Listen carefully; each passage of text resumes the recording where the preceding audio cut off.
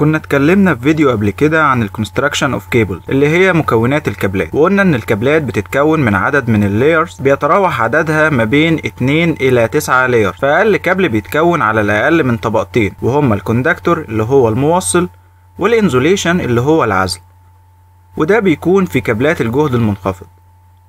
واكبر الكابلات من حيث عدد الطبقات بتكون كابلات الجهد العالي والجهد الفائق اللي ممكن توصل فيهم عدد طبقات الكابل ل9 طبقات. ومن الطبقات اللي ممكن تكون موجودة في الكابل هي طبقة التسليح اللي هي الارمورد لاير، ودي اللي هنتكلم عليها في فيديو النهارده. ففي فيديو النهارده هنتكلم عن تسليح الكابلات، وهنشرح ايه فايدته وامتى بتظهر الحاجة لاستخدام الكابلات المسلحة، وهنوضح المواد المستخدمة في تسليح الكابلات وايه هي انواع الكابلات المسلحة. معاكم مهندس محمد راجي، ودي قناة باور انرجيا.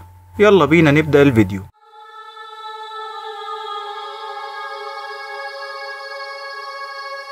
كنا وضحنا في فيديو قبل كده ان الكابلات بتتصنف طبقا لجهد التشغيل لأربع انواع، وهم كابلات الجهد المنخفض اللي هي اللو فولتج كيبلز، ودي بتكون الكابلات اللي الجهد التشغيل بتاعها بيوصل لحد 1 كيلو فولت، وكابلات الجهد المتوسط، ودي بتكون الكابلات اللي جهد التشغيل بتاعها بيكون أكبر من 1 كيلو فولت لحد 66 كيلو فولت، وكابلات الجهد العالي، ودي الكابلات اللي بيكون جهد التشغيل بتاعها أكبر من 66 كيلو فولت لحد 132 كيلو فولت، وكابلات الجهد الفائق، ودي الكابلات اللي بيكون جهد التشغيل بتاعها أكبر من 132 كيلو فولت. ووضحنا ان جهد التشغيل هو واحد من العوامل اللي بيتوقف عليها الكونستراكشن اوف كيبلز وعدد الطبقات اللي بيتكون منها الكابل.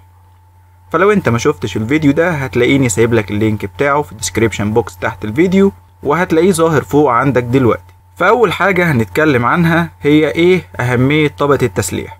بتستخدم الارمورد لاير لزيادة الحماية الميكانيكية للكابل وزيادة مقاومة الكابل للتآكل، وبالتالي نقدر نستنتج من الكلام ده ان الكابلات المسلحة بتستخدم في الاماكن اللي بيكون فيها الكابل معرض لاجهادات واحمال ميكانيكية، زي الكابلات اللي بتكون مدفونة في الارض تحت الطرق. فالكابلات دي لازم تكون كابلات مسلحة علشان تقدر تستحمل حركة العربيات فوق الطريق، وبالتالي نقدر نستنتج من الكلام ده ان طبقة التسليح بتستخدم في الكابلات اللي بيكون جهد التشغيل بتاعها اكبر من 1 كيلو فولت، وبالتالي فطبقة التسليح ممكن تكون موجودة في كابلات الجهد المتوسط أو الجهد العالي أو الجهد الفائق.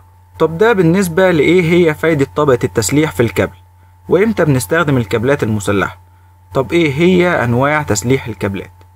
الحقيقة في 4 أنواع في تسليح الكابلات، وهما ال STA اللي هي الستيل تيب أرمورد، وال SWA اللي هي الستير واير أرمورد، وال ATA اللي هي الألومنيوم تيب أرمورد، وال AWA اللي هي الألومنيوم واير أرمورد.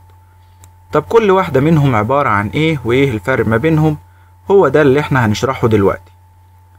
طبقة التسليح في الكابل بتتصنع من مادة من 2، فإما تكون من الستيل اللي هو الصلب المجلفن، أو بتكون من الألومنيوم، وسواء كانت مصنوعة من الستيل أو من الألومنيوم فبتكون ليها شكل من شكلين، إما تكون على شكل سلك أو تكون على شكل شريط دائري، وبالتالي فدول هما ال4 أنواع لتسليح الكابلات. فتعال بقى نوضح كل نوع منهم بالتفصيل.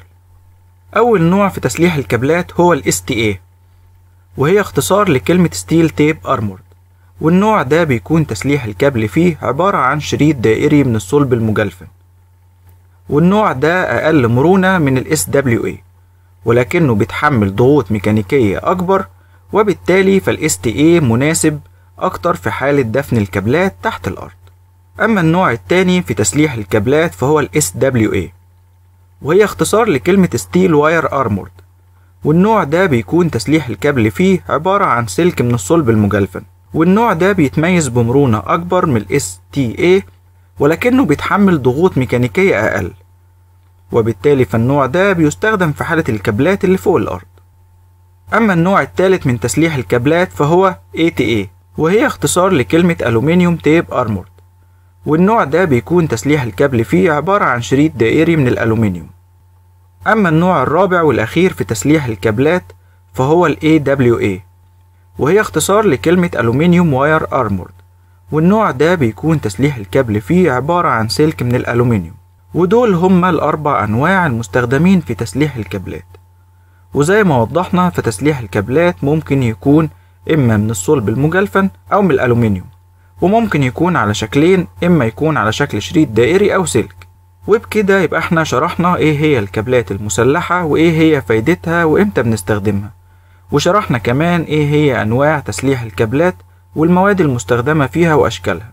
لو عجبك الفيديو ما تنساش تعمل لايك وتشترك في القناة وتفعل جرس الاشعارات علشان توصلك فيديوهاتنا اول باول.